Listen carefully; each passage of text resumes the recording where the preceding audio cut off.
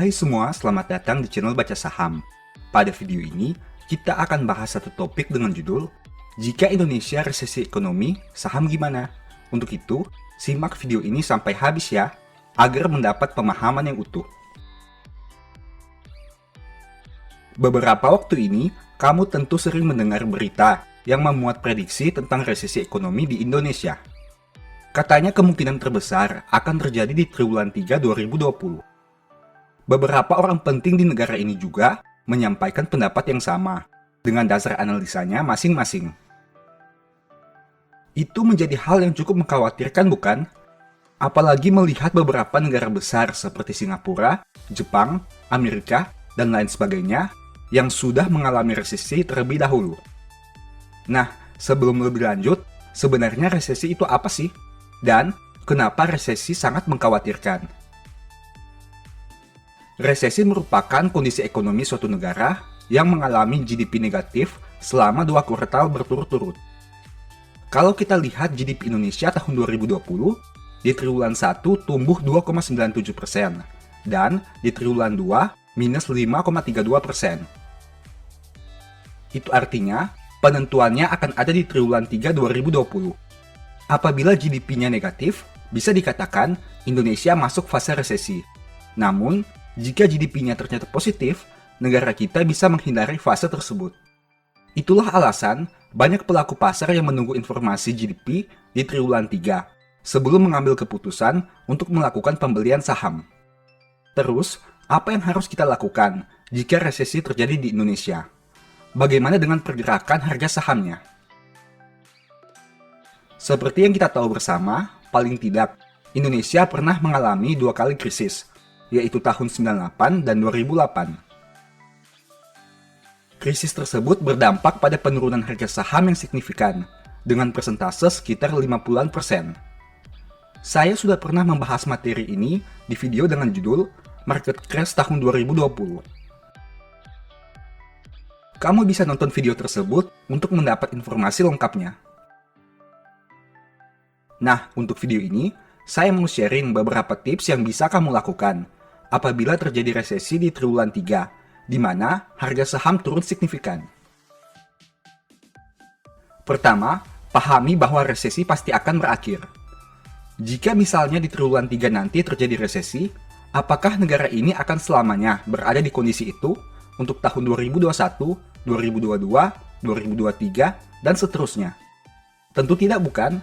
Akan ada masanya di mana resesi itu berakhir, dan ekonomi Indonesia bisa pulih lagi.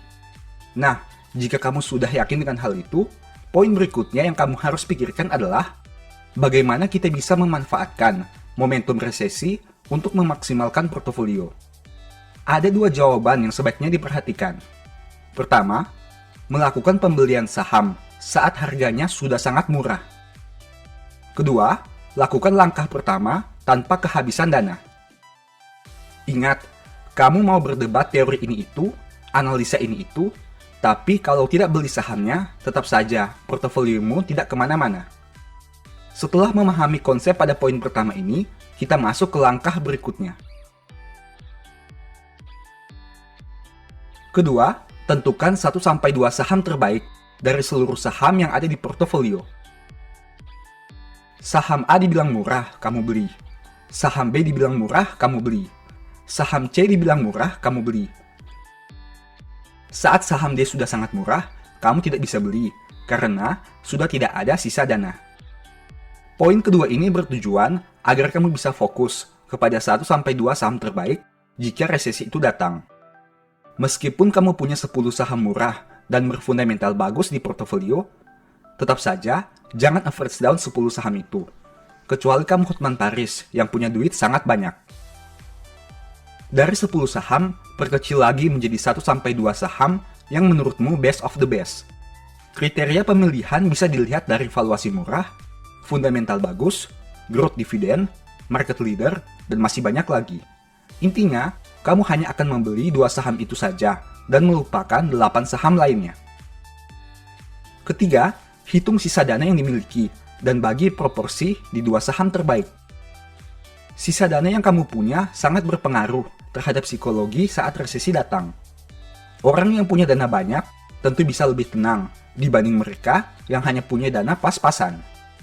Pada poin ini, kamu harus membagi terlebih dahulu persentase yang akan ditempatkan ke dalam 1-2 saham terbaik.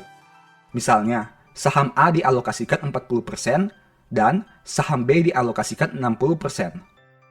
Tentu saja, alokasi dana itu juga berdasarkan kriteria saham terbaik pada poin nomor 2. Jika saham A menurutmu lebih baik dari saham B, alokasikan dana yang lebih besar di saham A. Begitu juga sebaliknya. Nah, dengan poin ini, kamu sudah punya batasan dana maksimal yang bisa dikeluarkan untuk masing-masing saham. Keempat, simulasikan kedua saham tersebut turun signifikan sampai menyentuh harga yang sangat tidak wajar dan alokasikan dana di poin ketiga. Poin ini bertujuan untuk membagi alokasi dana yang kamu miliki di beberapa titik harga. Kamu tidak diperkenankan membeli sekaligus pada satu harga saja, meskipun merasa harga tersebut sudah sangat murah. Kenapa? Karena tidak ada yang tahu bottom harga berada di mana.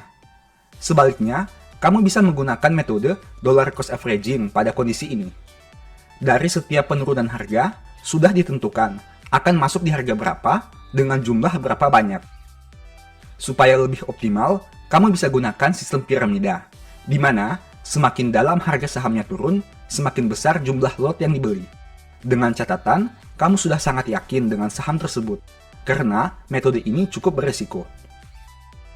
Satu hal lagi yang harus diperhatikan, simulasi yang dilakukan harus mencakup range harga yang tidak wajar. Misalnya, BBRI yang saat ini berada di angka 3.000-an, bagaimana jika turun sampai ke angka 500 rupiah? Atau BCA yang saat ini di angka 30.000-an, bagaimana jika turun sampai ke angka 5.000?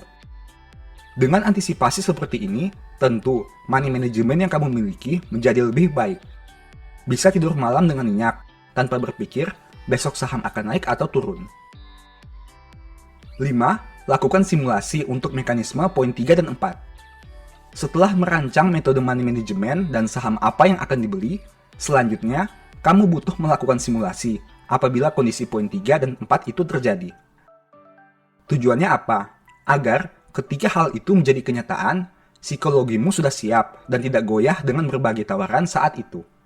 Pada poin ini, yang harus kamu lakukan mencakup beberapa hal, di antaranya, berapa floating loss yang mungkin ada di situasi paling buruk? Berapa simulasi profit yang bisa tercapai jika harga kembali ke titik wajar? Berapa banyak dana yang masih tersisa jika harga mencapai titik paling bawah dari simulasi di poin 4? Dan sampai sejauh mana dana kamu masih bisa bertahan untuk penurunan harga tersebut? Dengan melakukan simulasi ini, kamu bisa memperkirakan jika nanti kondisi itu menjadi nyata. Kamu tidak menjadi terlalu panik dan psikologimu menjadi lebih tenang menghadapi resesi. Sebenarnya, poin inti dari video ini ada di money management dan psikologi yang tenang. Sebaik apapun metode analisa kamu, tanpa kedua hal itu akan menjadi ragu jika kamu bisa bertahan lama di saham. Karena metode, money management, dan psikologi merupakan satu kesatuan yang tidak bisa diabaikan salah satunya. Semoga video ini bermanfaat ya, tetap semangat. Indonesia pasti pulih. Sebagai penutup, saya mau mengutip satu statement yang semoga bisa menjadi semangat bagi teman-teman ya. Berkat ada di atas kepala orang benar, tetapi mulut orang fasik menyembunyikan kelaliman. Thank you.